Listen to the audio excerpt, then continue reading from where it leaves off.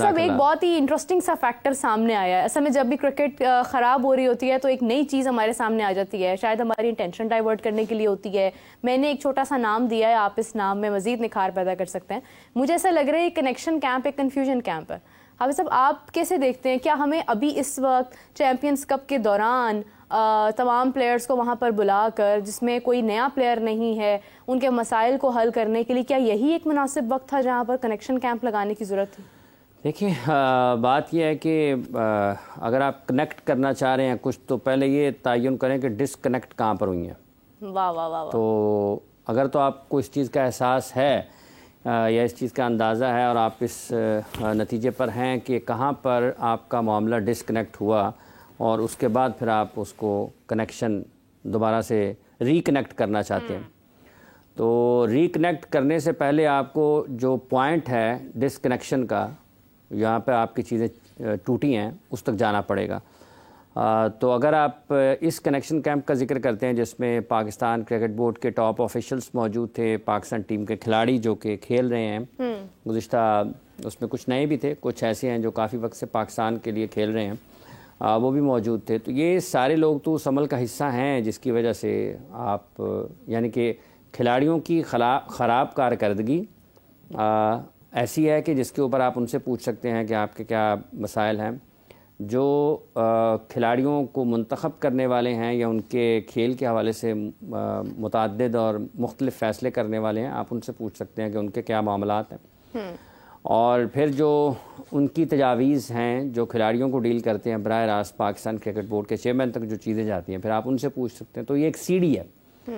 اگر وہی لوگ فیصلے کریں کہ پاکستان نے ٹیسٹ کرکٹ کی جگہ پر T20 میچز لے لینے ہیں, وہی لوگ فیصلہ کریں کہ پاکستان کی اے ٹیم ڈارون میں بنگلہ دیش کے لگ بھگ ڈیولپمنٹ اسکواڈ کے اور ان کی ڈسٹرکٹ ٹیموں کے ساتھ کھیلے گی, اور وہی لوگ یہ فیصلہ کریں کہ پاکستان میں اے ٹیم میں علی زریاب ایک 100 سکور کرتے ہیں ایک میچ میں, ان کو موقع ملتا ہے اور آپ ان کو اس چیمپئنز کپ میں شرکت کا موقع نہیں دیتے ہیں. اگر وہی لوگ یہ فیصلہ کرتے ہیں کہ شاہین آفریدی 5 میچز کے لیے پاکستان ٹیم کے کپتان ہوں گے, شان مسعود کو آپ بنائیں کپتان ٹیسٹ میچز کا, بابر اعظم کو آپ ہٹا دیں اور چند ماہ بعد آپ دوبارہ بابر اعظم کو کپتان بنا دیں, اور یہ تو ایک کے بعد, اور وہی لوگ فیصلہ کریں کہ پاکستان میں 16 ٹیموں کا فرسٹ کلاس نظام نہیں ہوگا, 6 ٹیموں تک چلا جائے گا, اور وہی لوگ بعد میں پھر 16 پر لے آئیں, 6 بند کر دیں اور اس کی جگہ پر 5 کے چیمپئنز کپ شروع کر دیں. تو اس سوالوں کے جوابات ہیں یہ کہاں سے آئیں گے؟ یہ تو بنیادی طور پر پہلے اس کی کلیئرٹی ضروری ہے, اور اگر یہ چیزیں آگے نہیں بڑھیں گی تو پھر آپ کے لیے مشکلات آنے والے دنوں میں بھی ہوں گے. اور اس کنیکشن کیمپ میں جو رپورٹ کیا ہے میڈیا نے, جو سب سے زیادہ تشویشناک چیز ہے پاکستان کے نقطہ نگاہ سے, اس میں تو باقی ساری باتیں تو اپنی جگہ پر ہیں لوگ, لیکن جو شدت کے ساتھ رپورٹ ہوا ہے وہ ہوا ہے کہ شاید ٹیم کا اتحاد اس سطح پر نہیں ہے جس سطح پر ہونا چاہیے, اور سب سے ایک پیغام دیا گیا کہ آپ ایک دوسرے کو سپورٹ کریں.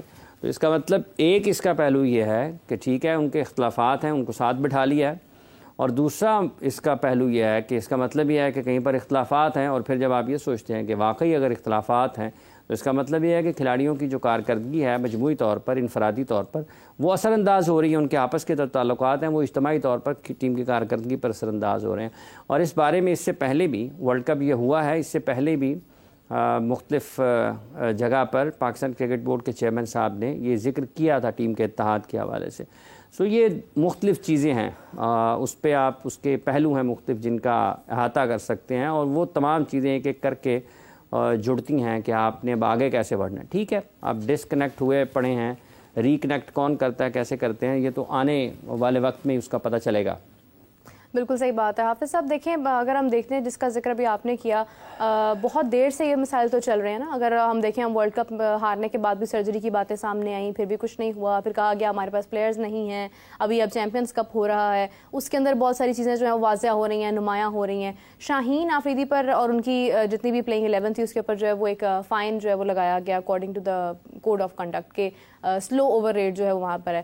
لیکن مجھے اس چیز پر حیرت ہے کہ یہ تمام مسائل اس وقت آ رہے ہیں پاکستان ٹیم کو جب آپ نے عین وقت, آپ کے پاس بہت کم وقت باقی ہے, جب آپ نے انگلینڈ کے ساتھ ٹیسٹ کھیلنا ہے, اور دوسرا آپ تیار ہو رہے ہیں چیمپئنز ٹرافی کے لیے جو چند ماہ بعد جو ہے وہ شروع ہو جانی ہے. ابھی اگر ہم یہاں پر ان مسائل کا شکار ہیں تو حافظ صاحب کون ان کو بہتر کرے گا؟ کون سی امید ایسی جو ان مسائل کو حل کرے گی اور ہم آگے پرفارم کریں گے؟ دیکھیے, سلو اوور ریٹ تو ایسا مسئلہ نہیں ہے. یہ ٹیموں کو مختلف, دنیا کی مختلف ٹیموں کو مختلف وقتوں میں ہی ہو جاتا ہے. سلو اوور ریٹ کوئی ایسا مسئلہ نہیں. اور چیمپئنز ٹرافی کی جہاں تک تیاریوں کا تعلق ہے, دیکھیں آپ کے پاس پلیئرز آ رہے ہیں کہ آپ کن کو لے کر جانا چاہیں گے آگے. جیسے طیب طاہر نے پرفارم کیا ہے, کامران غلام نے پرفارم کیا ہے, ٹھیک ہے. عمر امین کو جب موقع ملا ہے پچھلے میچ میں, وہ بھی مین آف دی میچ رہے تھے مڈل آرڈر میں, ٹھیک ہے. آپ کے پاس آپ کے فاسٹ بالرز حسنین نے جیسے وکٹیں لی ہیں, تو آپ کو اپنی ری تھنک نظر ثانی کا تو آپ کو موقع ملا ہے. لیکن چیمپئنز ٹرافی کافی آگے ہے. اس کے دوران میں جو کرکٹ ہے وہ پاکستان کس طریقے سے کھیلتا ہے, اور وہاں پر کیا واقعی آپ مڈل آرڈر میں اپنے کچھ ون ڈے کرکٹ جب کھیلنے کے لیے جاتے ہیں, تو سلمان علی آغا نے بھی پرفارم کیا ہے, تو آپ کس کمبینیشن کے ساتھ جاتے ہیں؟ آپ کے پاس فاسٹ بالرز کون سے ہوں گے, اسپن بالرز آپ کے پاس کون سے ہوں گے جن کو آپ لے کر جاتے ہیں؟ کہ آپ شاداب خان کے ساتھ جائیں گے یا آپ کسی اور اسپنرز کے ساتھ اسپن بولنگ آپشنز میں اور لوگوں کی طرف دیکھیں گے؟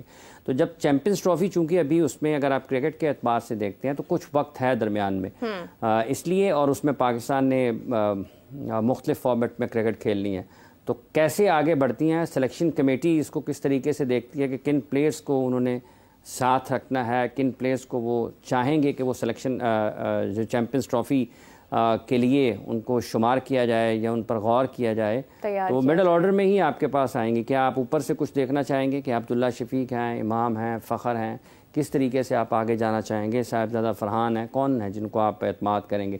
تو بڑا ٹورنامنٹ ہے, اس میں عمومی طور پر ٹیمیں جاتی ہیں, کچھ سینئر کے اوپر زیادہ انحصار کیا جاتا ہے.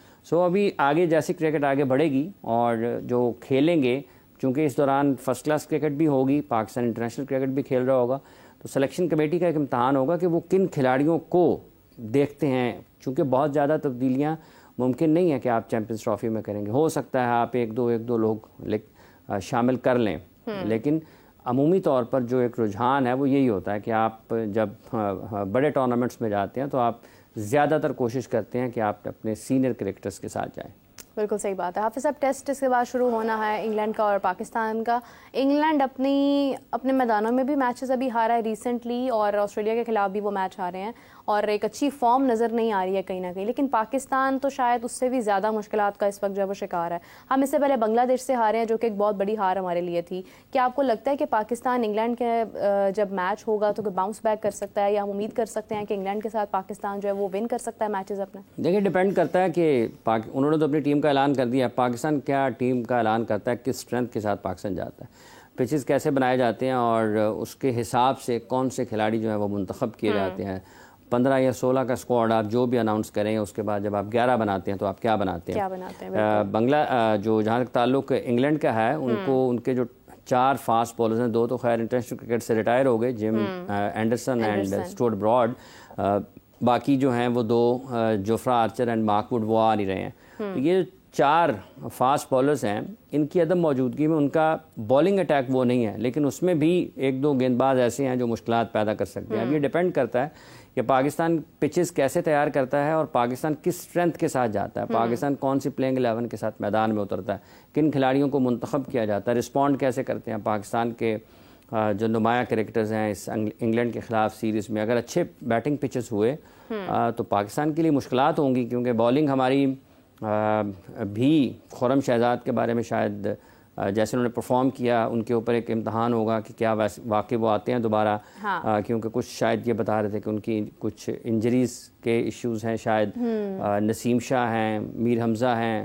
فاسٹ بالنگ میں اگر آپ کو اوپر سے نئے بال کے ساتھ کوئی مدد ملتی ہے اور آپ آؤٹ کر لیتے ہیں, لیکن پھر کیا بعد میں آنے والے جو بیٹرز ہیں, جب گیند تھوڑا سا پرانا ہوتا ہے, سیشن ختم ہوتا ہے, تو آپ کے پاس چینج کے اوپر وہ چیزیں موجود ہوں گی کہ جو انگلینڈ کے لیے مشکلات پیدا کر سکیں.